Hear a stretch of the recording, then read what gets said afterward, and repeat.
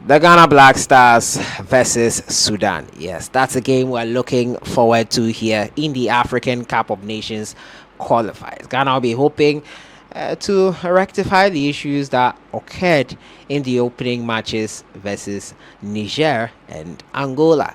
The first problem is a pitch. Where will the Ghana Black Stars be playing? We'll be exploring the options and telling you where it is likely that Ghana will be playing. We'll look at Coach Kwesi Appiah and the Sudanese national team, what he's done with them, and what threats they will pose to Ghana, and give you our predictions for the game here. Gijo, welcome to the channel. Yeah. Ghana versus Sudan, first off, the venue. Actually, we don't know the venue. but let's look at the feasible options available to us. I, for one, know for a fact that Ghana will work hard to play it here in the country. Yeah. I just have that inkling. That's what we've been doing for the past year. So yeah, I just feel that we don't have a stadium approved by CAF. Last week, CAF officials preparation were being made for them to come into the country to come and inspect some of our pitches and make sure that probably they are in the right shape. Reports are also that Cape Coast Sports Stadium is being worked on assiduously. Currently, if you go to Cape Coast, it's not a zone you can enter freely to go and do your own thing. Most of the stadiums in the country have been closed down. Yes, almost every stadium. Babayara was closed down right after the Angola game. Tamale as well. I think we've seen the pictures online about Tamale Sports Stadium and everything happening there. So between these three options and Legon as well, well, Legon is a busy one, but I don't think Legon will be used. Yeah. But these three options, what do you think? I think basically we are trying to find a last minute option again. A quick fix as usual. A quick fix where we don't learn from our mistakes. Yes, so maybe it might be Cape Coast because of how hard they're trying to work. And Cape Coast is the newest, and we've played there several times. And it has been approved several times by CAF. Yeah. It's just that the pitch has been in a deplorable state for some time. And also certain facilities in terms of the floodlights. I was there for the African Games when I think we have 16 days to the game, so I think some work can be done. A whole lot has to be done, but I think Cape Coast is the most likely option. I just don't like the Tamale Sports Stadium at all. Why don't you like it? I don't like it. Like the stadium itself, the pitch is bad. If you look at but you've seen the pictures of them working on it. The pictures doesn't really depict. It doesn't do it justice. Yes, you see, that is why we've been here several times. You always depend on this picture. See, until they played on the pitch and they see that the pitch is good. It's not good. Yes, because we saw happen to the Barbarian Sports Stadium. We saw pictures that it's fine, it will be worked on. Then we all went there and saw it for ourselves and we're like, what is this? Until the players started playing on the pitch, it was really bad. And even the training sessions clearly showed that the pitch is in a it's not the ball will bounce, ball bouncing and all that. I don't want to depend on those pictures until we see teams playing on it. We see and it's not about just the pitch. Facilities like the washrooms and the dressing rooms. Oh, don't get me started on that. The washroom and the dressing rooms. If you go to Accra Sports Stadium, it's even worse. Bad. Like so, it's a problem that we need to address. So Cape Coast might be there because Cape Coast is one of those stadiums that we've not used in like a couple of years now. Yeah. I think even there's it has been abandoned for a while. Yes, and I think because it has been abandoned, the stadium has not been overutilized. Yeah. There's not much pressure on it like other stadiums right now. So I think we can use the Cape Coast Sports Stadium. So to Togo, and the news or the grapevine information that is going around was that Togo are hesitant to give us their one and only pitch. The reason is that they will be playing Algeria themselves for their World Cup qualifier, and they'll travel away then come back. So probably they don't want their stadium to be in a messed up state. Probably the recovery time between their game and Ghana's game and their game being all that. If we don't get any of the stadiums are ready in time, would you think Togo should be convinced, or we should go to Ivory Coast? I think Ivory Coast would be the best option because Ivory Coast, they recently hosted early this year. They hosted the AFCON. AFCON, so yeah. Their I think they are still maintaining their pitches too. They are still working on it. Yeah, very good. Extremely good. Yeah, so I think Cote d'Ivoire would be the better option than Togo. Togo would. The reason why we might prefer, even it's the same distance, right? The proximity. It's still the same. It's still the same. We share borders with Cote d'Ivoire. We share borders with Burkina. We share borders with Togo. Yeah. I don't think Burkina has a stadium that we can play there. So I think Cote d'Ivoire is the best option. Togo, their facilities, I think apart from the stadium itself, I don't think they have other facilities that can accommodate the Black Stars. As long as it's because FIFA and CAF approved, I think they are good to go. I think Cote d'Ivoire has better and many more facilities to accommodate us. Yeah, Cote d'Ivoire is quite long. It's going to be a stressful journey for anyone who wants to go. But let's get into the game itself. Coach Kwesi Appiah versus Otoo. First of all, why are the Black Stars players thriving for their club sides and not thriving for Ghana? In your opinion, what do you think that is? I think first of all, Otoo has to be blamed for that. For the first time, I'm going to disagree with you on this, but you continue. Okay. I think you can't tell me that these players should just come to the Black Stars and 2 to 3 days to a game, they should give out like 80% of their best performance without you giving them instructions to do so. Okay. So you have to give them certain instructions that they will play to. And as a coach, that is your job. You provide the instructions, you provide the plan, and how to execute the plan. I get you. Fair enough. So even if you pick Kotoko players, you go and play. Even if you go and pick House of players, or you pick Ghana Premier League and so Samatex players, we will still be. We don't care about the players you pick. It's your job to plan, have a structure in place, and have an execution plan for that structure.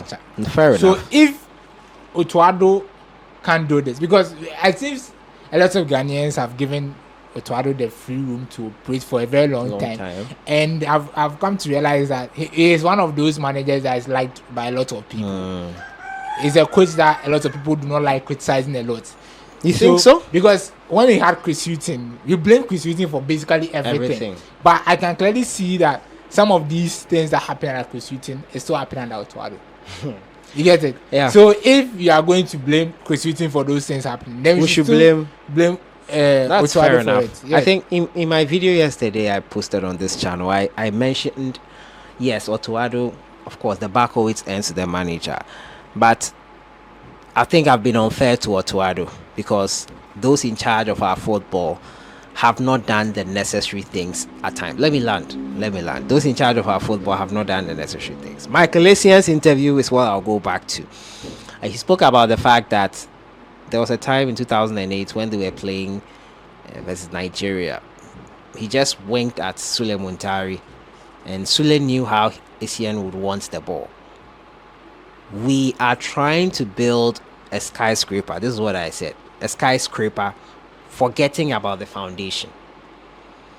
Essien and Muntari have that understanding because they started playing with each other from under 17, under 20, under 23 before Black Stars. So they know each other. Ajiman Bedu and Andre Ayew were in the under 20 team, as were other players who graduated from the youth teams into the national team. So they knew each other, they had an understanding of each other. So it's not now that they'll come into the national team and then 2-3 days, coach has to now do so many things. A lot of things the coach does. But then when the basics or the foundations are done well, national team coach at the senior level will not have to do so much because the national team is very short. The international window is very quick and fast. 3-4 days, then you have to prepare a team and let them understand the tactics. Some things are coach's fault. Some things too are just instinctive from playing with each other. That's why a player like Iñaki Williams will struggle with Ghana because he doesn't know his teammates as well. With time, it can improve. But we have a lot of time. The tournaments are coming thick and fast. The qualifiers are coming thick and fast. So yeah, Otoo has to take some of the blame. But we are forgetting our basics. We cannot just it's go and true. assemble players from different parts of the world and think that they'll work magic. I think you're right. So In the terms magic, of that, yeah. So it makes we, sense. we've abandoned. No, We've abandoned a that lot is of why- things. That is why in previous videos we discussed how Yeah. much money has been spent. Spent, into yeah, that. so- but when it comes to the football aspect, we need to critically criticize some of these things. Yeah. Because So we've abandoned the basics. you were saying that ACN had this telepathy, Yeah, chemistry understanding, with the yeah. players. But I'm saying that if the coach does not pick those players to play with each other, they wouldn't He would- execute that on the pitch. You see, Right now, which player in the youth team, in the national team right now, rose up from the ranks? It's very few of them. I can count it. It's a you know that handful. Most of our players have come from the Right to Dreams Academy and stuff like that. That's not the same. I know it's not the same, not but the same. It brings some kind of, you see, if you look at Fatah Isaku, Kamal Sulemana, and Mohamed Kudus, they have that kind of friendship among them. They have that not chemistry enough. among them. It's not enough, but you can clearly see that we have a future with these players. In next Nyama, we have Ibrahim Osman and these young players and coming up. It's about the coaching. It's important because we saw the game against Mali, right? One thing I liked about the game against Mali in Bamako was that Enes Nyama had a better game off the ball. And the goal he scored for the equalizer was due to that because he knew how to make his runs very well. Yeah. And I'm just saying that if it doesn't always have to be that the players around you have to be people that they know you, but It's the best actually. it's the best, but it doesn't always have to be that way. It doesn't always, but I'm just saying that I'm not saying it cannot work now. I'm saying we are struggling now because it is not how we used to be. We are struggling now because of just that. We are struggling because we are forgetting what needs to be done, and we think that we can build Rome in a day. Yeah. So right now, yeah. Oh yeah, Because one of our you. under 17s well, are not even even playing. qualifying for tournaments. Right now, it can go that. Oh, fine. We'll win games. Games we'll win. Because But then we will. Over the long term, you see how much we'll struggle. We are dragging this issue. Let's go to the Sudan national team versus Ghana. Kwesi Appiah has done an amazing job with the Ghana Black Stars. Kwesi Appiah has done an amazing job with Sudanese national team. They've lost just once in 6 games on top of their World Cup qualifying. What threat will they pose to us? Do they stand a chance here at home if we get to play home? Yeah, they stand a chance. This Black Star team, even I'll not say even, but every team stand a chance. No disrespect to any team. But every team stand a chance to beating this Black Star team now. The first game against Angola in Kumasi, we blamed the pitch, but we saw what happened against Nigeria. We had a couple of chances in that game that we could have taken a lead and won. Killed the game. Yeah, we didn't, and our defense hasn't been that strong. Yeah. The absence of Alexander Djiku also played a part. Yeah. For me, he's one of our he's if not the best player we've had in our defense for the couple of years now. He has been very solid for us. At the AFCON, we saw his exploits there. He was very good. Alexander Djiku is one of the players that on any day when he's called upon, he gives close to 100%. Yeah. So missing him was crucial. Yeah. Hopefully against Sudan he's back in the team. That adds a whole lot into to our defense. When it comes to the midfield structure, having Ashmeru and Partey pattering each other in that game against Niger in the first 45 minutes was amazing. It also happened. We controlled the game from the beginning to the point where they substituted Ashmeru, and it became An issue for the Black Stars. So going forward, I think Otoo has to maintain Ashmeru on the pitch for a very long time. It was happening at AFCON too. Yeah. It happened several times at AFCON under Chris Hughton. So that's what I'm saying, that some of these problems still maintain. It's about how we manage some of these situations. Bringing on Lasha, I'm not saying Lasha is a bad player. Don't get me wrong, but you have to know the time you bring in on Lasha also. Basically, our front line has been our issue for some time now, because most of our players, when they go to their club side, they are not strikers. In terms of our forward line, we don't have an out and out number 9. if you call it a traditional number 9, we don't have those kind of players. We have wingers who can play in that number 9 role, but we don't have a striker who does it week in, week out in that position for their club side. So it's a problem for us. Jordan Ayew is mostly a winger at Crystal Palace. Now at Leicester City still plays on the wings. You have Inaki Williams, who also most of him finds himself on the flanks. Yeah. And even he's more of a creative player nowadays. If you go to Atletico Bilbao this season, he has 4 assists to his name and a goal. So he's not that striker that you can depend on for goals. But we've seen his exploits in goal scoring forms for Atletico Bilbao. So he's very good. He can score the goals, but he's not that your Osimhen or maybe Haaland. It's not guaranteed. Very good. He's not that Haaland type of striker. Same applies to Antoine Semenyo. Antoine Semenyo is a very good forward player. He gives you goals and assists, but it's not that you're out and out on my 9. Yeah. I watched the game against Liverpool. Bournemouth were very good, playing out from the flanks, getting the balls to Antoine Semenyo. He gives you that solidity up front, but not your reliable striker. Yeah. That is why they brought in Ivan Nelson from Porto. Yeah. Who was not banging the goals for him. So Antoine Semenyo banging the goals from the wings. That doesn't make him a number 9. Yeah. Brandon Thomas Asante, he scored twice this season for Coventry City in the EFL. He's playing the championship. He can be your top most striker when you have Inaki Williams playing in the La Liga. When you have but if Brandon is delivering for Ghana, why should you worry about when he's playing? He's not delivering for Ghana. No, I'm just saying you are making that comparison. You are just doing that right here. So it doesn't matter. It shouldn't be an issue. If he fits into the Black Stars and start delivering, no one will care. No one cares about him. But the thing is, give him the opportunity. We want to see him so maybe so I think Otoo will be forced to do that. That's what I'm saying. I'm just thinking for Otoo to do that because we have these players in the team. We have Iñaki who plays in La Liga in the team. We have Semenyo who gives him goals and assists in the Premier League. It's very difficult for you to pick Brandon Thomas Asante ahead of these players. Okay, that's true. That is the problem. Now here comes the Kudus problem. I think we have a Kudus problem to solve with the Black Stars. People are trying to hide away from this, but I think it's about time we talk about it. It's just like, people say the Bruno debates for Manchester United, but I think this is the Kudus debate. Is Kudus our playmaker, or we should make him a winger for the Black Stars? Is he fit to play in the number 10 role for the Black Stars? Are we getting the maximum when he plays there, or are we just going to cope with him because you have to accommodate other players to play on the wings? Because we all know Kudus when he plays on the right side, right? For West Ham United, he has been fantastic. He has been fantastic for West Ham United. Yeah. And we all saw his exploits for Ajax. Yeah. Playing as a false 9.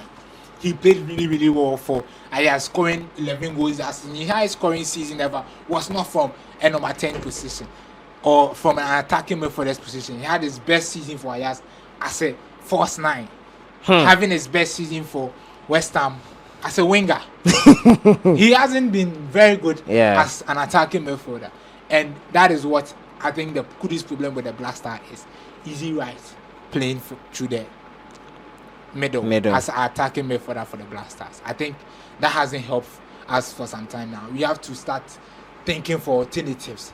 Or if he plays there, what are the instructions given to him? Because people always complain about him holding the ball too much for a longer period of time in a game where we need to give the ball out quickly. Forward passes need to be made to the forward lines like Inaki Williams and Jordan Ayew to get the goals for us.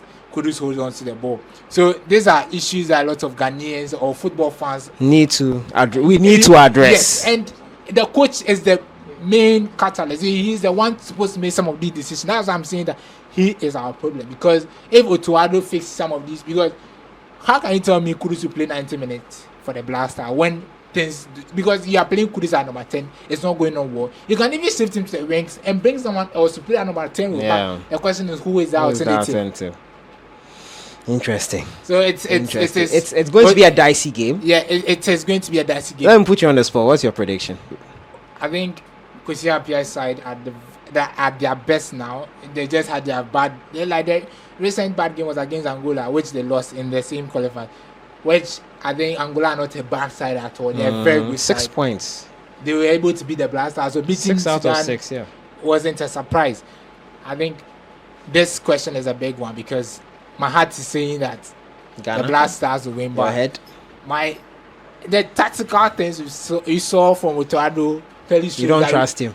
we do not have A good coach. we don't have a good team. We don't have the coach is part of the team. We don't have a good team to compete at the highest level. So you think Sudan will cause an upset?